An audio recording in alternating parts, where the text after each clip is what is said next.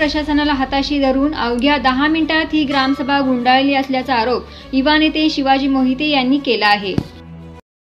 आज हरिपूर ग्रामपंचायतीच्या वतीनं जो गलथान कारभार चालू आहे, लोकांच्या अडीअडचणी ऐकून न घेण्याची जी सत्ताधारींची मानसिकता आहे, त्या मानसिकतेला छेद देण्यासाठी हरिपूर ग्रामस्थांचे जे काय जिव्हाळ्याचे अडचणीचे सगळे जे काही प्रश्न आहेत त्या प्रश्नांना वाचा फोडण्यासाठी आज आम्ही या ग्रामपंचायतच्या कार्यालयामध्ये आलो होतो। या कार्यालयामध्ये आल्यानंतर आम्हाला समजलं की ग्रामसभा ही आजच आहे।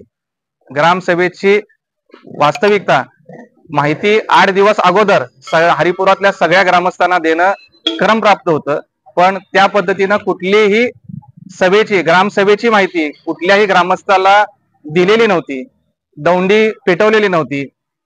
अगदी ग्रामपंचायतचे जे सदस्य आहेत त्यांनाही 7 दिवस अगोदर ग्रामसभा होणार आहे हे कळवायची जी तरतूद असताना सुद्धा ती तरतूद सुद्धा पाळलेली गेलेली नाही।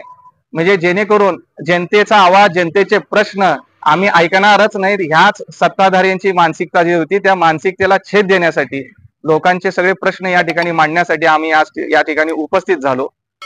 पण सत्ताधाऱ्यांनी ग्रामस्थांच्या ह्या सगळ्या प्रश्नाकडे दुर्लक्ष करायचं म्हणून ग्रामसभा ही आम्ही येतोय असं बघितल्या 5 आणि 10 मिनिटांमध्ये ग्रामसभा गुंडाळली आणि अक्षरशः त्या ठिकाणी पळ काढली।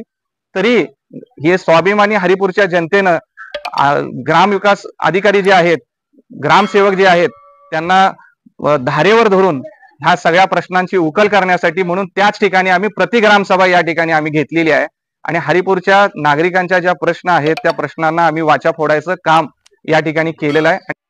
यूट्यूबवर सर्च करा तिसरा डोळा चॅनलला सबस्क्राइब करा